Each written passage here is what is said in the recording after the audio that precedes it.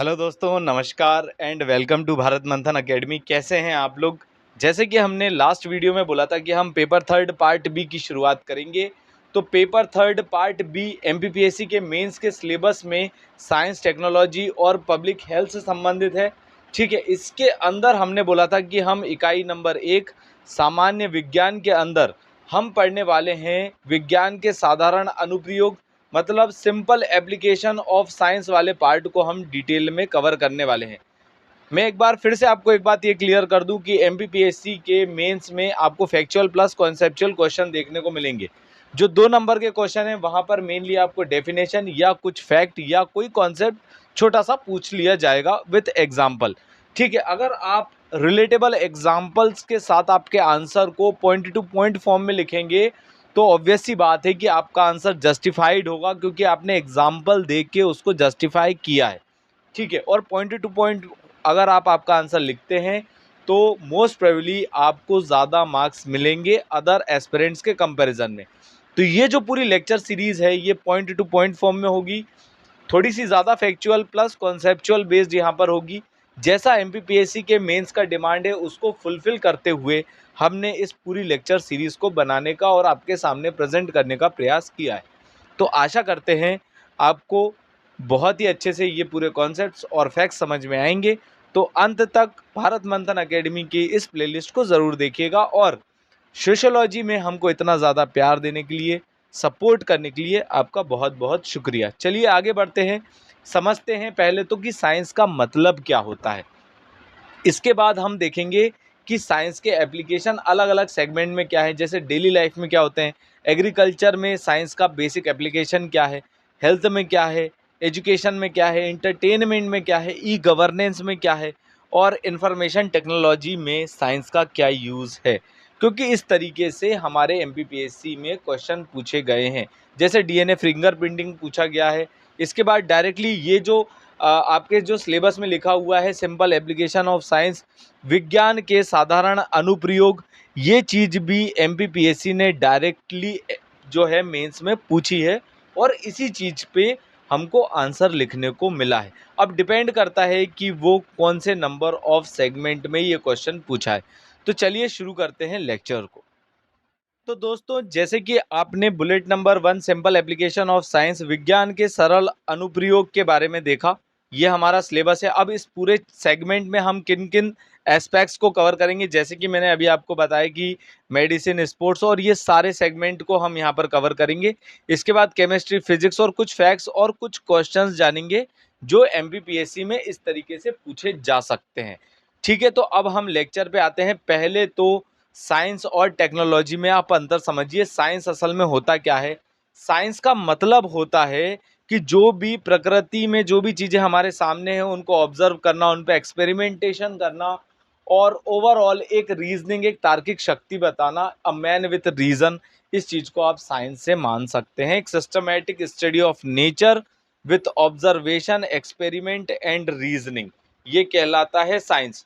और इसी चीज का अप्लाइड पार्ट कहलाता है टेक्नोलॉजी। अभी मैं आपको एग्जाम्पल के माध्यम से पूरा बताने का प्रयास करूंगा। ठीक है, जैसे कि मान लीजिए एक बर्फ का टुकड़ा है, अगर वो पिघल जाता है तो वहां पर क्या हो रहा है, हीट एनर्जी ने उसको ब्रेक डाउन किया है, उसके मॉलिक्यूल्स को। ठीक है, तो इसी वजह से आइस मेल्ट हुई है, ये कोई चमत्कार तो हुआ नहीं है। तो यहाँ पर आपको रीजनिंग वाली तार्किक शक्ति आपको समझ में आई होगी। ठीक है, अब साइंस की 2 मेन ब्रांच होती है। ये मैं आपको कुछ बेसिक बातें बता रहा हूँ, फिर हम अप्लाइड या basic application of science in our daily life वाले टॉपिक को कवर करेंगे। तो साइंस की 2 ब्रांचेस होती हैं, एक होती है नेचुरल साइंस और एक होती है सोशल साइंस। सोशल साइंस में हम समाज की स्टडी करते हैं, हमारी सोसाइटी की स्टडी करते हैं। लेकिन नेचुरल साइंस की जब हम बात करते हैं तो वहाँ पर फिजिक्स, केमिस्ट्री और बायोलॉजी आ जाता है, जिसको हम पीसीबी के नाम से जानते हैं। ठीक है, अब केमिस्ट्री का आपको बढ़िया सा एग्जांपल बताता हूँ। कुकिंग जो है वो केमिस्ट्री का एग्जांपल है, आपको पूरी कॉन्फ़िगरेशन चेंज होते हुए देखने को मिलेगी। ठीक है, इसके बाद बायोलॉजी, डिसीज, मतलब आप कोरिलेट कर सकते हैं यहाँ पर, ये चीज़ आ जाती है हमारी application of science in our daily life, जो कि हमारा सिलेबस है। ठीक है, अब यहाँ पर आप कुछ डेली लाइफ के साइंस के एग्जाम्पल्स देख लीजिए। जैसे अलार्म क्लॉक, जो आपकी घड़ी है अलार्म वाली, वो इलेक्ट्रिसिटी का बढ़िया सा एग्जाम्पल है, केमिस्ट्री कुकिंग का जो है, कुकिंग जो है वो केमिस्ट्री का बढ़िया सा एग्जाम्पल है, ब्रीथिंग ये बायोलॉजी का एग्जाम्पल है। ये मैंने मतलब आपको बताया कि आप इस तरीके से आपके नोट्स बनाएंगे, इस तरीके से आप आपका आंसर जस्टिफाई करेंगे तो आपको ज़्यादा मार्क्स मिलेंगे। अगर हम इसके ही कुकिंग के ही एक रिलेटेबल एग्जाम्पल की बात करें तो बढ़िया सा एग्जाम्पल होगा प्रेशर कुकर। यहाँ पर आपको केमिस्ट्री प्लस फिजिक्स दोनों ही चीजें देखने को मिलेगी। यहाँ पर इसको फिजिक्स के पॉइंट ऑफ व्यू से बताया है, लेकिन जो बॉइलिंग पॉइंट होता है ये केमिस्ट्री का कॉन्सेप्ट है। ठीक है, तो जो प्रेशर कुकर है उसमें जल्दी खाना बनता है। क्यों जल्दी खाना बनता है? क्योंकि वहां पर जो है बॉइलिंग पॉइंट बहुत जल्दी हम गेन कर लेते हैं। इसके बाद हम बात करते हैं कि साइंस जो है उसकी मतलब एक साइंस के कारण क्या हो रहा है, एक पूरे समाज में काफ़ी ज़्यादा बदलाव हो रहा है, एक सोशियो इकोनॉमिक डेवलपमेंट हो रही है। जैसे हम एग्रीकल्चर के पॉइंट ऑफ व्यू से बात करें तो पहले भुखमरी हुआ करती थी, पॉवर्टी बहुत ज़्यादा हुआ करती थी, लोग हंगर के कारण बहुत ज़्यादा मर जाते थे। लेकिन उसके बाद क्या हुआ, high yielding variety of seeds आए और उसके बाद एग्रीकल्चर में समाज में बहुत ज़्यादा बदलाव हुए। हेल्थ की बात करें, इम्यूनाइजेशन, इंडस्ट्री की बात करें, कम्युनिकेशन की बात करें, तो इन सभी सेगमेंट में बहुत सारे चेंजेस हुए हैं जो कि हम आगे एक एक करके डिटेल में कवर करेंगे। ठीक है, ग्रीन रेवोल्यूशन जिसकी बात अभी मैं आपको किया, जब एग्रीकल्चर वाला टॉपिक करेंगे तो उसी के अंदर हम अभी ग्रीन रेवोल्यूशन वाले टॉपिक को भी करेंगे। ठीक है, साइंस क्या होता है? साइंस एक साइंटिफिक टेम्पर, एक वैज्ञानिक चेतना जो है ये उजागर करता है। जिससे होता क्या है कि हमारी एक रैशनल, एक तार्क संगत जो है, तार्क संगत हमारी सोच बनती है। यहाँ पर हम क्वेश्चनिंग, हमारी सोच एक क्वेश्चनिंग होती है कि ये हो क्यों रहा है। ठीक है, जैसे जैसे आपने वो एक एग्जाम्पल देखा होगा कि जब भी सोलार इक्लिप्स आता है, जब भी सूर्य ग्रहण, चंद्र ग्रहण होता है, तो ये एक एस्ट्रोनॉमिकल इवेंट है। ठीक है, एक एक जो है ये अलौकिक घटना नहीं है। ठीक है, इसको आप इस तरीके से, ये कोई चमत्कार नहीं हो रहा है, ये एक एस्ट्रोनॉमिकल इवेंट है। ठीक है, तो ओवरऑल हमको ये समझ में आता है साइंस के कारण, क्योंकि यहाँ पर हमको कुछ रीजंस मिलते हैं। इसी चीज को आगे बढ़ाने के लिए भारत सरकार ने science and technology innovation policy लेके आए हैं। ये कब लेके आए हैं और इंडिया की अभी तक कौन कौन सी साइंस एंड टेक्नोलॉजी से रिलेटेड पॉलिसी आई हैं? देखिए, एमपीपीएससी के मेंस में पॉलिसी का बहुत इंपॉर्टेंट रोल है। हर बार के पेपर में अगर आप उठा के देखोगे तो आपको पॉलिसी से रिलेटेड क्वेश्चन पक्के में मिलेगा 200%। तो भारत की साइंस एंड टेक्नोलॉजी की जितनी भी पॉलिसी रही हैं उन सभी को डिटेल में कवर करेंगे। और इसके बाद इनोवेशन को बढ़ाने के लिए भारत सरकार ने 2016 में अटल इनोवेशन मिशन को लॉन्च किया था, जिसके जिसके तहत अटल थिंकरिंग लैब्स बनाई गई थी स्कूल में। ठीक है, ये बात तो शायद आपको पता होगी अगर आपने योजनाओं को ढंग से पढ़ा है तो वहां पर मैं, यहाँ पर मैं आपको एक पूरा एक होलिस्टिक वे में कवर करने का प्रयास कर रहा हूँ। ठीक है, तो पहले हम साइंस एंड टेक्नोलॉजी की पॉलिसी कवर कर लेते हैं, उसके बाद हम साइंस एंड टेक्नोलॉजी, साइंस का एप्लीकेशन हमारी डेली लाइफ में क्या क्या है उस चीज को हम यहाँ पर कवर करेंगे। ठीक है, तो पहले तो साइंस एंड टेक्नोलॉजी की पॉलिसी के पूरे एवोल्यूशन को जान लेते हैं। नेहरू जी के टाइम से अभी तक के टाइम को हम डिटेल में कवर कर लेते हैं। ठीक है, तो नेहरू जी के टाइम पे अगर पॉलिसी आई थी तो ऑब्वियस सी बात है उसका क्रेडिट किसको मिलेगा? जवाहरलाल नेहरू जी को मिलेगा, जो कि भारत के पहले प्रधानमंत्री थे। 1958 में ये पॉलिसी आती है, इसका नाम होता है एसपीआर पॉलिसी, मतलब साइंटिफिक पॉलिसी रिजोल्यूशन। इसको लॉन्च किया था under the guidance of Jawaharlal Nehru ji. ठीक है, साइंटिफिक टेम्परामेंट सिटीजन्स में डेवलप करना, इसके बाद ओवरऑल रिसर्च को प्रमोट करना, और इससे जो है हमारा नेशनल डेवलप, मतलब ओवरऑल देश के विकास के लिए हमको रिसर्च करने की बात यहाँ पर करी गई थी। इम्पॉर्टेंट ये है कि 1958 में ये पॉलिसी आई थी और यहाँ पर साइंटिफिक इंस्टीट्यूशंस अगर होंगे तभी हम रिसर्च कर पाएंगे, तो इंस्टीट्यूशंस को बढ़ाने की भी बात करी। दूसरी पॉलिसी आपको आज की पॉलिसी से काफ़ी ज़्यादा मिलती जुलती लगेगी। ये 1983 में आई थी। इसका नाम था टेक्नोलॉजी पॉलिसी स्टेटमेंट। ठीक है, यहाँ पर सेल्फ रिलायंस आप समझ सकते हो। 1983 में हमने आत्मनिर्भर बनने की बात करी थी, मतलब सेल्फ रिलायंस की बात करी थी। यहाँ पर आत्मनिर्भर शब्द का इस्तेमाल नहीं किया गया है, इस पर ध्यान दीजिएगा। और यहाँ पर फॉरेन टेक्नोलॉजी पे से डिपेंडेंसी को कम करना है। आज की डेट में जब world war 3 like conditions almost बन चुकी हैं, ईरान, यूएस, इसराइल, उसके बाद उस तरफ अगर आप देखोगे तो यूक्रेन और रशिया को लड़ते हुए कई साल हुए जा रहे हैं। इसके साथ ही इस तरीके की घटनाएं जब सामने आती हैं, जब हमारा डिपेंडेंसी ये कोविड के टाइम पे थी, जब कोविड के टाइम पे हमने आत्मनिर्भर भारत अभियान को लॉन्च किया था। तो आप समझ सकते हो कि 1983 में भी हम इस चीज़ को लॉन्च कर चुके थे। तो ध्यान दीजिएगा। और हमको यहाँ पर स्ट्रेंथन करना था डिफेंस एनर्जी सेक्टर को। तो ओवरऑल टेक्नोलॉजी पॉलिसी स्टेटमेंट में हमने सेल्फ रिलायंस बनने की बात करी, फॉरेन टेक्नोलॉजी से डिपेंडेंसी को कम करना, और उसके बाद एनर्जी सेक्टर और डिफेंस को स्ट्रेंथन करने की बात हमने 1983 की टेक्नोलॉजी पॉलिसी स्टेटमेंट में करी थी। उसके बाद आई 2003 की पॉलिसी, उसके बाद 13, उसके बाद 20। ठीक है, तो टोटल 5 बार आ चुकी है। 2003 में क्या हुआ, साइंस एंड टेक्नोलॉजी पॉलिसी इसका नाम रखा। यहाँ पर सोशियो इकोनॉमिक डेवलपमेंट करने की बात करी, मतलब साइंस के माध्यम से समाज को क्या सुधारा जा सकता है, रिसर्च और इनोवेशन की बात करी। इसके बाद ये मोस्ट इंपॉर्टेंट बात है, इसको ध्यान दीजिएगा कि जो हमारा जीडीपी है उसका 2% एलोकेट करने की बात करी थी। आज भी अगर आप भारत का देखोगे तो 0.6 टू 0.7% ऑफ द जीडीपी इस सेगमेंट में, रिसर्च एंड डेवलपमेंट सेगमेंट में खर्च होता है। तो आप सोच सकते हो 2003 और 2026 को आप कंपेयर कर सकते हो। इसके बाद हम बात करते हैं science technology and innovation policy. देखो 2013 की जो पॉलिसी आई उसमें पहली बार इनोवेशन शब्द को जोड़ा गया। क्यों? क्योंकि 2010 से 2020 का जो डेकेड है, कई बार एमपीपीएससी में ये क्वेश्चन आते हैं कि 2020 से 2030, 2030 से 2040, ये जो डेकेड है ये किस चीज से संबंधित है, किस चीज के लिए डिक्लेयर किया हुआ है। और अभी रिसेंटली हम देखते आ रहे हैं कि 2023 कौन से चीज का इंटरनेशनल ईयर है। ये प्रीलिम्स के क्वेश्चन है तो मैं इसलिए इन पे जोर दे रहा हूँ। 2024 की बात करोगे तो ये कौन सी चीज का इंटरनेशनल ईयर रहा है, मतलब यूनाइटेड नेशन ने इसको ईयर किस चीज के लिए डिक्लेयर किया है। अगर आप प्री के पेपर का एनालिसिस करोगे तो वहां पर ये चीजें देखने को मिलेंगी। ठीक है, तो 2013 की जो स्कीम आई उसने इनोवेशन का नेशनल डेवलपमेंट में इंटीग्रेट करने की बात कही। ठीक है, इसके बाद प्राइवेट सेक्टर का रिसर्च एंड डेवलपमेंट में पार्टिसिपेशन पहली बार 2013 में देखने को मिला। इसके बाद एंटरप्रेन्योरशिप को और स्टार्टअप्स को भी बढ़ावा देने की बात कही गई है। और ओवरऑल अगर आप देखोगे तो इनोवेशन को एक कोर पिलर बनाया कब, 2013 में।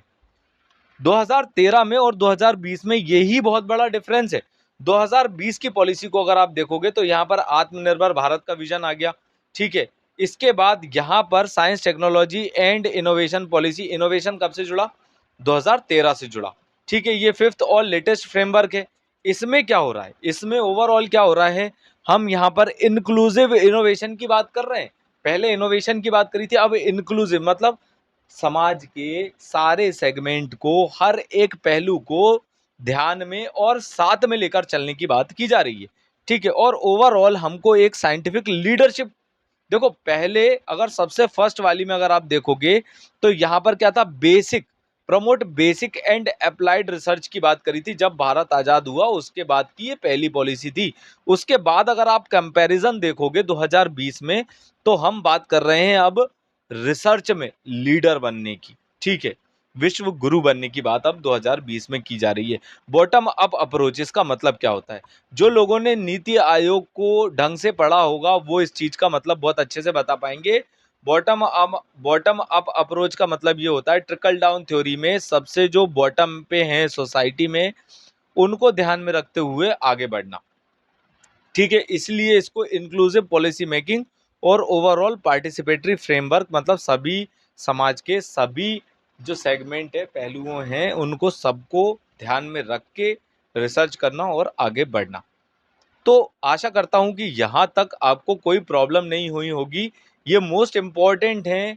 साइंस एंड टेक्नोलॉजी पॉलिसी अभी तक तो नहीं पूछी गई है, लेकिन मोस्ट प्रॉब्ली ये अपकमिंग एग्जाम में आ सकती है, क्योंकि पॉलिसी हमेशा ही पूछी जाती है।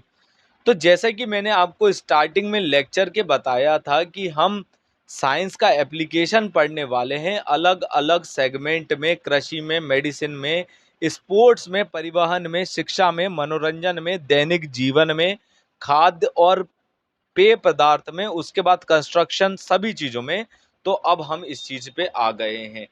तो थोड़ा सा आप भी मेहनत कीजिए, वीडियो को पॉज कीजिए, थोड़ा सा रीड आउट कीजिए, इन पे नोट्स बनाइए। अगर आपको इनके नोट्स चाहिए तो आप हमें इस दिए गए नंबर पे व्हाट्सएप कीजिए, हम आपको नोट्स बहुत ही बढ़िया तरीके से प्रोवाइड करने का प्रयास करेंगे।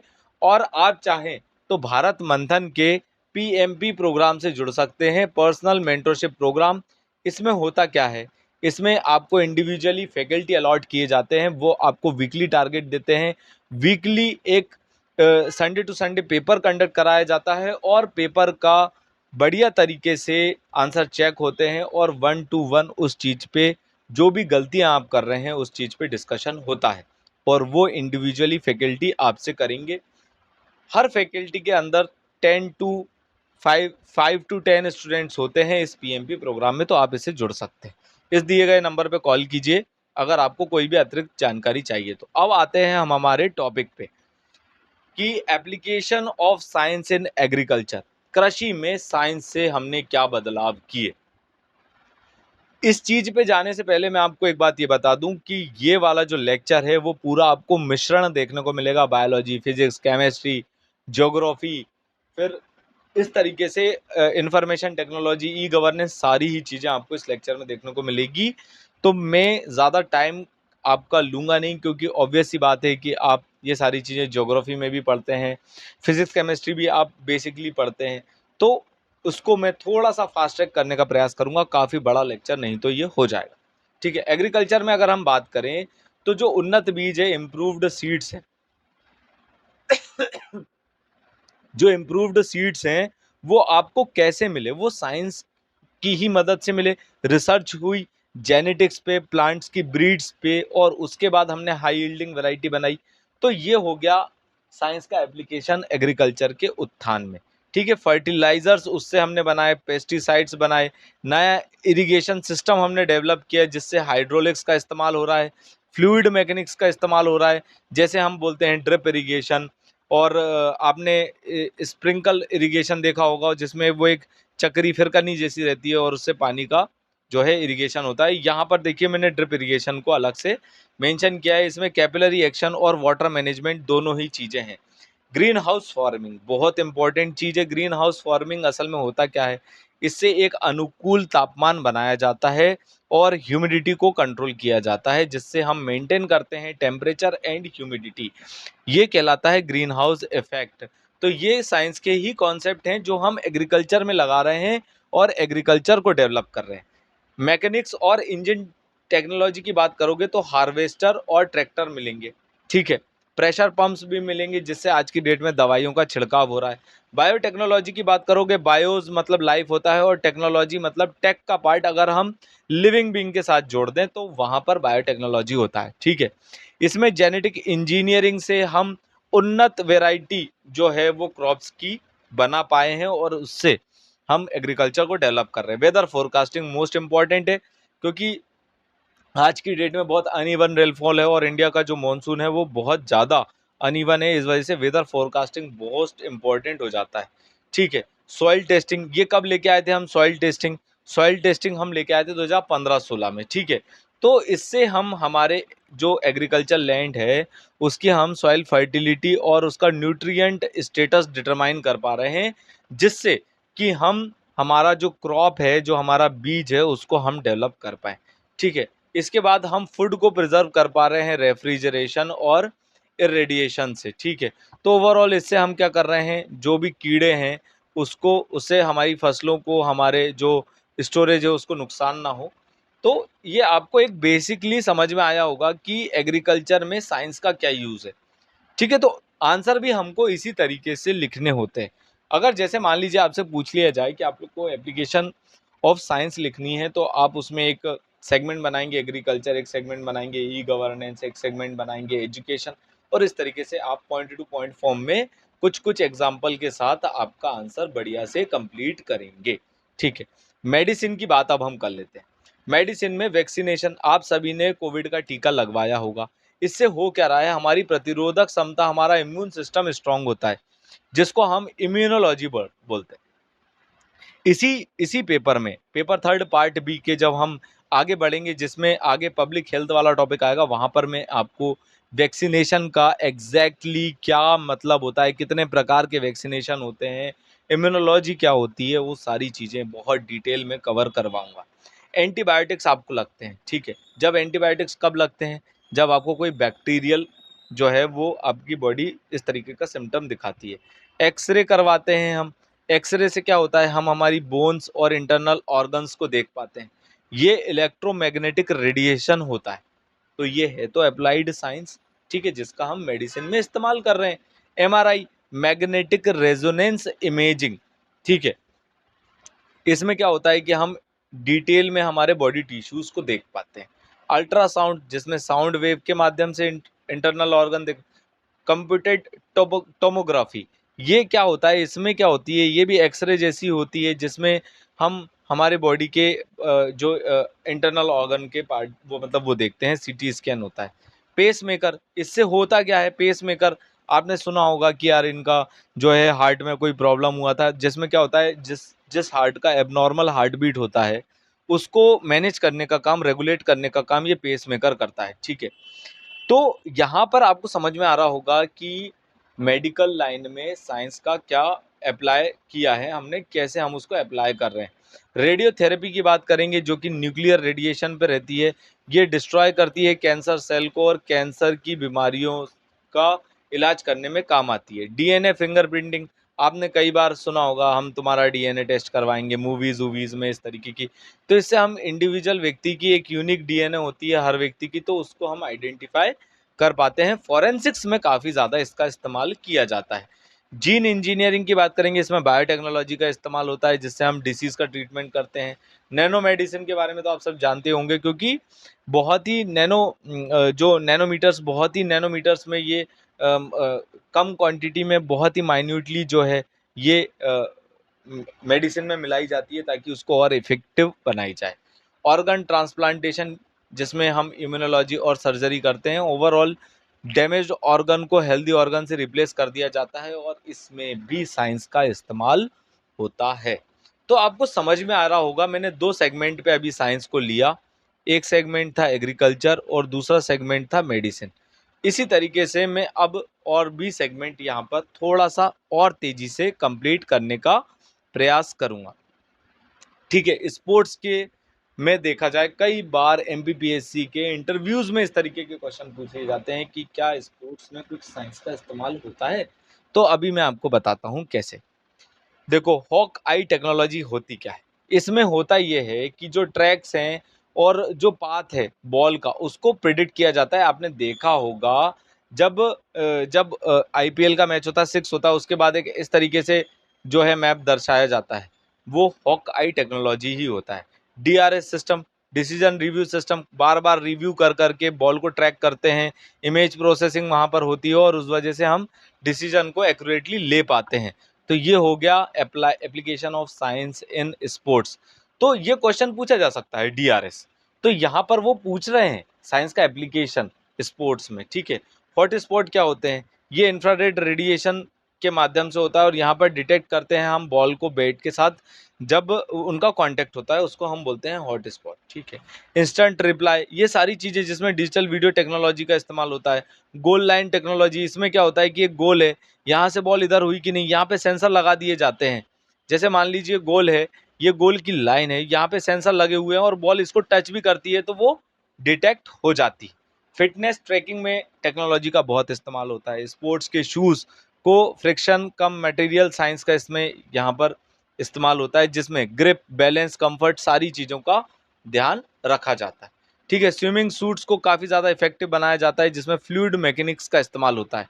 यहाँ पर पानी का जो प्रतिरोध है वो कम से कम हो और गति बढ़ सके, तो स्विमिंग सूट्स में भी इसका भी काफ़ी ज़्यादा इस्तेमाल होता है। बाइसिकल को अगर आप देखोगे तो इसमें एरोडायनेमिक्स एंड मैकेनिक्स का इस्तेमाल होता है। आर्चरी में प्रोजेक्टाइल मोशन, ठीक है। क्रिकेट में अगर आप देखोगे तो न्यूटन के मोशन लॉज आपको देखने को मिलते हैं, ठीक है। जेवलिन थ्रो में अगर आप देखोगे और शॉर्ट पुट में तो प्रोजेक्टाइल मोशन। जब क्या बोलते हैं, नीरज चोपड़ा जेवलिन थ्रो करते हैं तो आप देखना अलग अलग एंगल पे जेवलिन थ्रो किया जाता है, ठीक है। इससे उसकी डिस्टेंस, एंगल जो है, एंगल पे उसकी एंगल, स्पीड और ग्रेविटी पे जो है डिस्टेंस जो है डिपेंड करती है। तो यहाँ पर आप समझ सकते होगे कि साइंस का कितने तरीके से इस्तेमाल किया जा रहा है अलग अलग सेगमेंट में, ठीक है। अगर थोड़ा फास्ट हो रहा है तो आप वीडियो को पॉज करके रोक के देख सकते हो।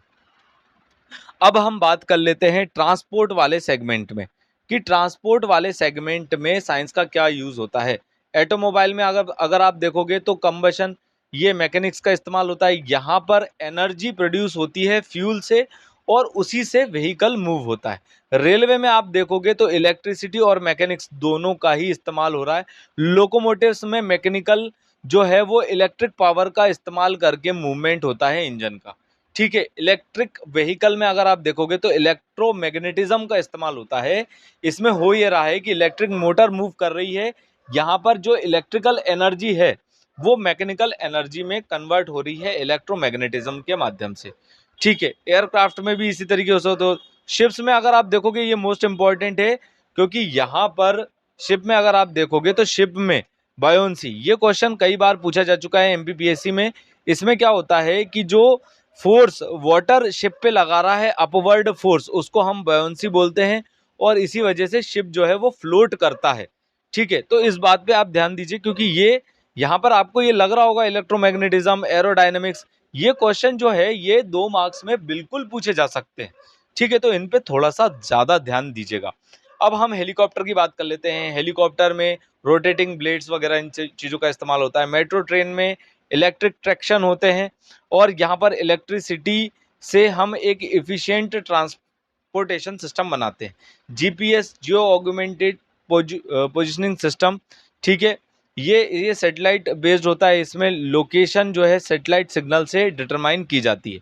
मैग्लेव ट्रेन, आपने बुलेट ट्रेन देखी होंगी, इसमें मैग्नेटिक लेविएशन होता है, लेविटेशंस होते हैं। इसमें क्या होता है, मैग्नेटिक फोर्स का इस्तेमाल होता है।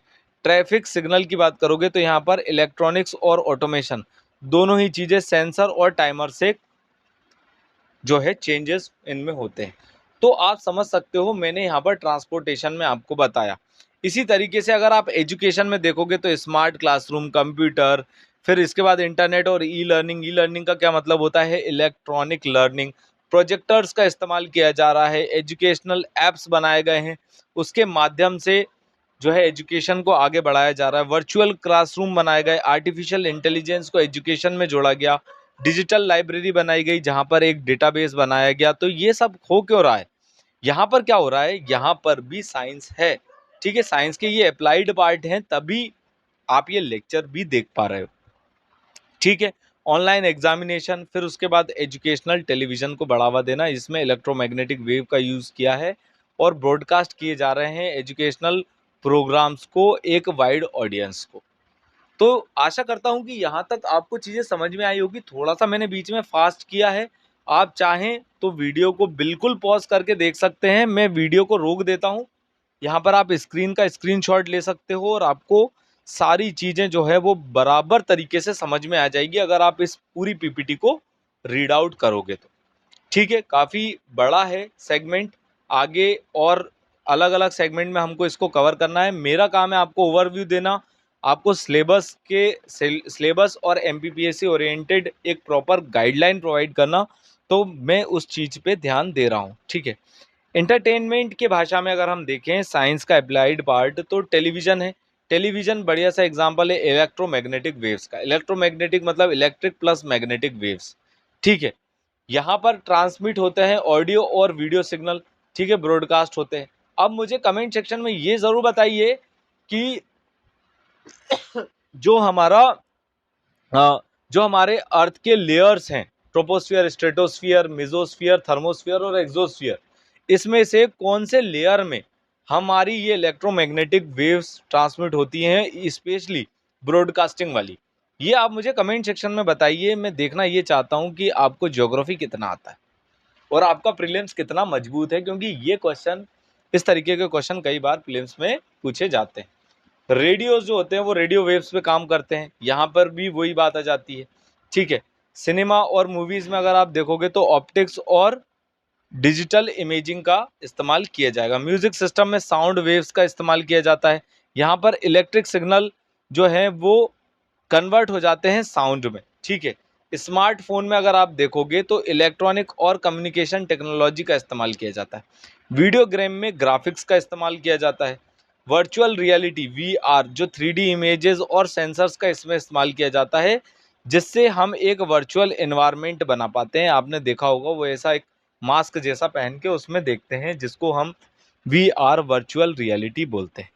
इसी तरीके से एनिमेशन और 3D मूवीज और OTT प्लेटफॉर्म्स भी जो है साइंस का अप्लाइड पार्ट है एंटरटेनमेंट में।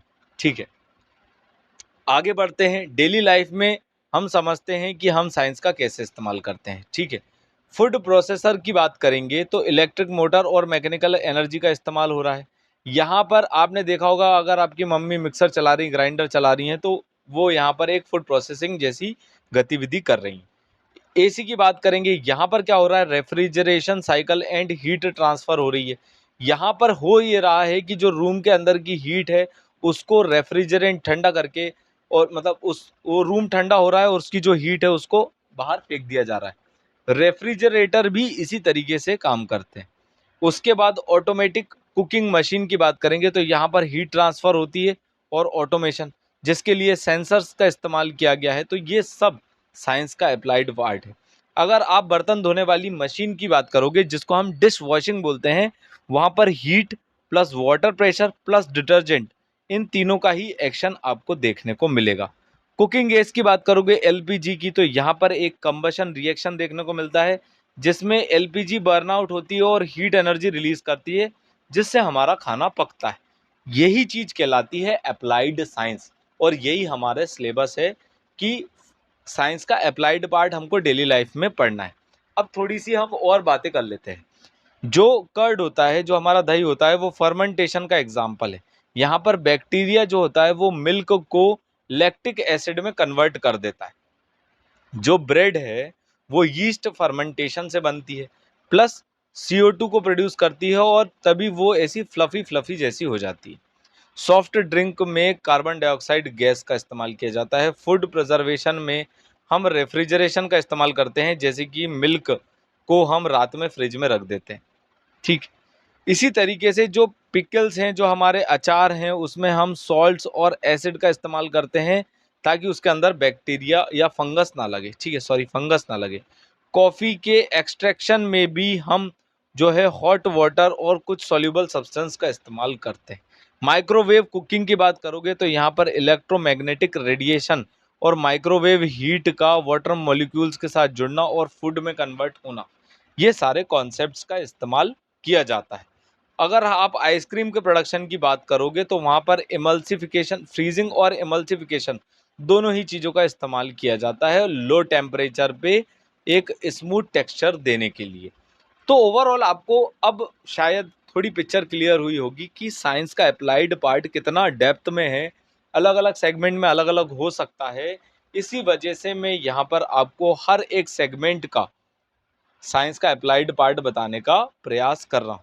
बिल्डिंग और ब्रिजेस में अगर आप देखोगे तो यहाँ पर स्टेबिलिटी और स्ट्रेंथ देखने को मिलती है, जहाँ पर हम मैकेनिक्स और स्ट्रक्चरल इंजीनियरिंग की बात करते हैं। सीमेंट की बात करोगे तो यहाँ पर केमिकल रिएक्शन प्लस हाइड्रेशन, यहाँ पर सीमेंट रिएक्ट करती है वाटर के साथ और उसके बाद वो हो जाती है हार्ड।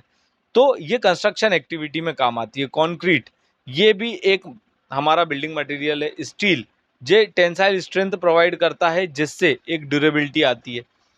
तो ओवरऑल आपको समझ में आ रहा होगा कि साइंस का अप्लाइड पार्ट लाइफ में अलग अलग है। एलिवेटर्स और लिफ्ट की बात करोगे तो वहां पर एक पुली सिस्टम हमको देखने को मिलता है। ये पुली सिस्टम को अगर आप देखोगे तो आपको ये फिजिक्स में पढ़ने को मिलेगा।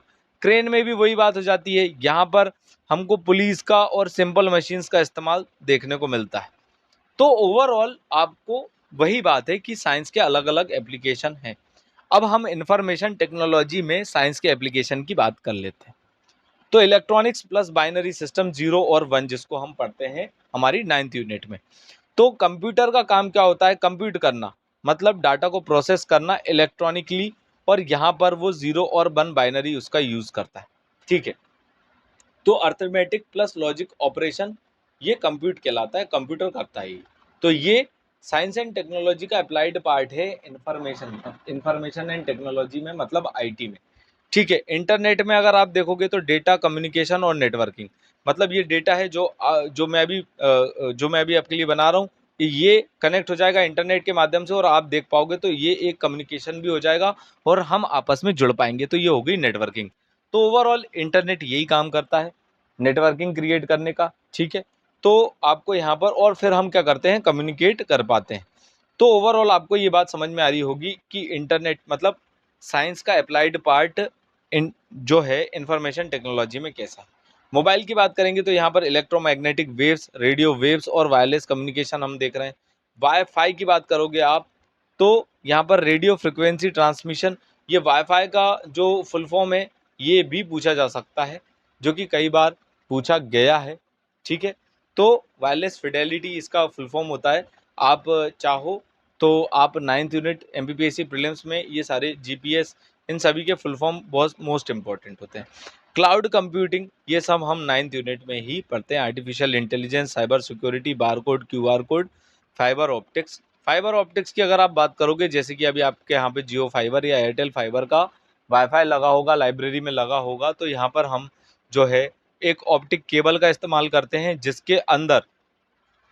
जिसके अंदर अगर आप देखोगे तो टोटल इंटरनल रिफ्लेक्शन होता है, जो कि 90 डिग्री जो है यहाँ पर रेज 90 डिग्री बनाती है इंटरनली केबल के अंदर। ठीक है, तो इससे क्या होता है कि कम से कम लॉस होता है और बहुत तेज ही मतलब सिग्नल्स फ्लो हो पाते हैं। अब हम बात कर लेते हैं ई गवर्नेंस में साइंस एंड टेक्नोलॉजी का इस्तेमाल। डिजिटल इंडिया, ऑनलाइन गवर्नमेंट की जितने भी पोर्टल्स हैं, आधार system, digi locker, cloud computing का एग्जांपल है। ई वोटिंग जो कि आने वाले समय में हो सकती है, इलेक्ट्रॉनिक माध्यम से वोटिंग करना, भीम यूपीआई जो आप सब चला रहे हैं, ये सारी चीज़ें जो हैं ये साइंस का अप्लाइड पार्ट है ई गवर्नेंस में। उमंग एप्लीकेशन जिसमें हम मोबाइल के माध्यम से सारी गवर्नमेंट की जो भी सर्विसेज हैं वो ले पा रहे हैं। ठीक है, ई ऑफिस प्रणाली से हो क्या रहा है, अटेंडेंस वगैरह लग रही है, और साइबर सिक्योरिटी सिस्टम्स, ये सारी ही चीज़ें जो हैं हमको एक ओवरऑल बताती हैं कि साइंस का क्या अप्लाइड पार्ट है हमारे डेली लाइफ में। ठीक है, और इसके अलावा भी कुछ कॉमनली मैंने यहाँ पर केमिस्ट्री में साइंस का क्या अप्लाइड पार्ट है ये मैंने आगे कवर कर चुका हूँ डिटेल में। तो आप चाहो तो आपको और डिटेल में पढ़ना हो केमिस्ट्री के पॉइंट ऑफ व्यू से, तो आप इसका स्क्रीनशॉट ले सकते हो। मैं यहाँ पर वीडियो को रोक रहा हूँ, काफ़ी लंबा लेक्चर ये हो गया है, इसी वजह से मैं अब थोड़ा सा फास्ट करने का प्रयास कर रहा हूँ। केमिस्ट्री के आप यहाँ पर जो है स्क्रीनशॉट ले सकते हो। हालांकि मैंने इनको आगे कवर कर चुके हैं, जैसे कॉस्मेटिक्स को कवर नहीं किया था, तो कॉस्मेटिक्स में अगर आप देखोगे तो कोलोइडल सॉल्यूशन और ऑर्गेनिक केमिस्ट्री जो है हमको देखने को मिलती है साइंस की, जिसमें स्किन केयर, ब्यूटी और हाइजीन का ध्यान रखा जाता है। ठीक है, तो इस तरीके से आप समझ सकते हो कि साइंस का अप्लाइड पार्ट हमारी डेली लाइफ में क्या है।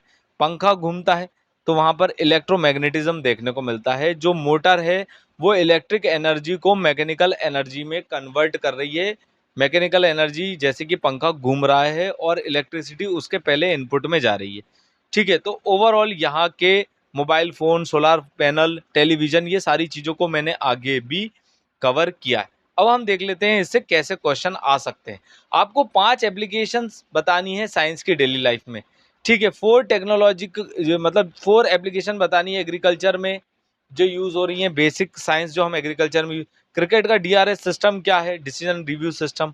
उसके बाद मेडिसिन में न्यूक्लियर टेक्नोलॉजी का क्या इस्तेमाल है। ये सारे क्वेश्चन इस तरीके से जैसे कि हमने आगे कवर किए, इस तरीके से आपके पेपर में मोस्ट प्रोबेबली आ सकते हैं, क्योंकि अभी तक जो एमपीपीएससी पूछा है वो इसी टाइप के क्वेश्चन पूछा है कि फूड प्रोसेसिंग में हम साइंस और टेक्नोलॉजी का कैसे इस्तेमाल कर रहे हैं। ठीक है, इसके बाद वॉशिंग मशीन में कौन सा प्रिंसिपल यूज़ होता है। ठीक है, तो यहाँ पर इस तरीके से ओवरऑल जो है हमारे एमपीपीएससी के मेंस में क्वेश्चन आ रहे हैं। साइंस ने क्या कंट्रीब्यूट किया है ई गवर्नेंस में, आपको ब्रीफली राइट डाउन करना है।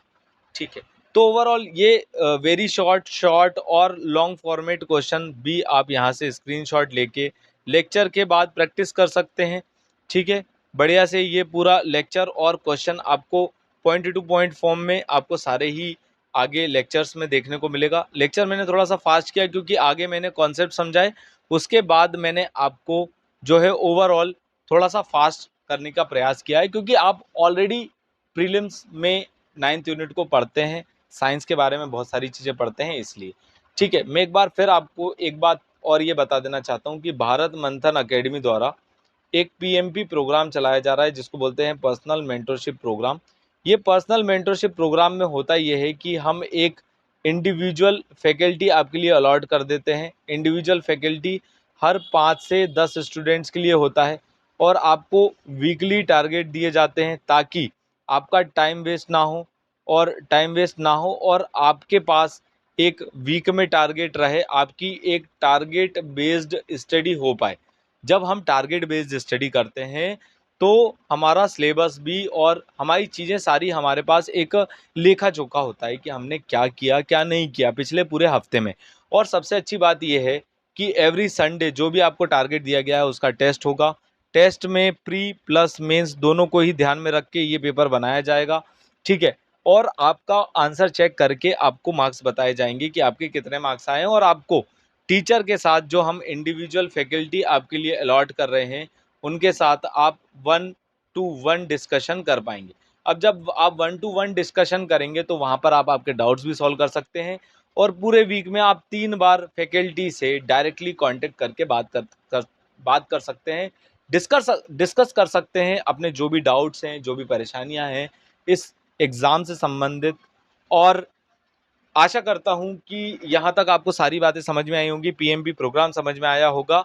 अगर आप ये पीएमबी प्रोग्राम की और डिटेल जानकारी चाहते हैं तो हम ऑलरेडी इस चीज़ के ऊपर एक वीडियो अपलोड कर चुके हैं चैनल पर, ठीक है, आप वो देख सकते हो। और अगर आप हमसे पर्सनली कांटेक्ट करना चाहते हैं तो आप इस दिए गए नंबर पे व्हाट्सएप या डायरेक्ट कॉल कर सकते हैं, जिससे हमारी टीम आपके लिए काफ़ी हेल्पफुल रहेगी। कुछ माइनर चार्जेस इस पीएमबी प्रोग्राम के हमने रखे हैं ताकि हम हमारे फैकल्टीज़ और इस पूरी जो व्यवस्था है उसको आपके लिए सुचारू रूप से चला सकें। चीज़ों के लिए भी कुछ अमाउंट हमको खर्चना होता है, तो इस वजह से इसको प्रॉपर्ली रेगुलेट करने के लिए हमने जो है इसका कुछ माइनर चार्ज रखा है। और आशा करते हैं कि आपको ओवरऑल सारी चीज़ें समझ में आई होगी क्या है पीएमबी प्रोग्राम में, ओवरऑल क्या है। आज का हमारा सेशन जो है यहाँ पर समाप्त होता है और हमने एमपीपीएससी मेंस का पेपर थर्ड पार्ट बी का बुलेट 1 कंप्लीट कर लिया है। नेक्स्ट बुलेट में मैं कोशिश करूँगा कि फिर से आपका एक लेक्चर में एक बुलेट कंप्लीट हो। थोड़ा सा आप भी फास्ट थोड़ा सा मेहनत कीजिए, हम भी आपके साथ थोड़ी ज़्यादा मेहनत करेंगे और दोनों मिलके आगे ग्रोथ करेंगे, एग्ज़ाम क्रैक करेंगे। बढ़िया है, पढ़ाई कीजिए अच्छे से, पॉइंट टू पॉइंट पढ़िए, ज़्यादा से ज़्यादा आंसर राइटिंग कीजिए, तभी ही आप इस पेपर को आगे क्लियर कर पाएंगे। फैक्ट्स को याद रखिए, फैक्ट्स को रिवाइज कीजिए और पॉइंट टू पॉइंट फॉर्म में रिलेटेबल एग्जाम्पल्स के साथ अपना आंसर कंप्लीट करने का प्रयास कीजिए। धन्यवाद, thanks for watching. Please subscribe to Bharat Manthan academy. अगर आपको ये सेशन पसंद आ रहे हैं तो ज़्यादा से ज़्यादा लोगों तक इसको शेयर करें, हमें सब्सक्राइब करना ना भूलें। Thanks for watching, please subscribe to Bharat Manthan academy. Thank you.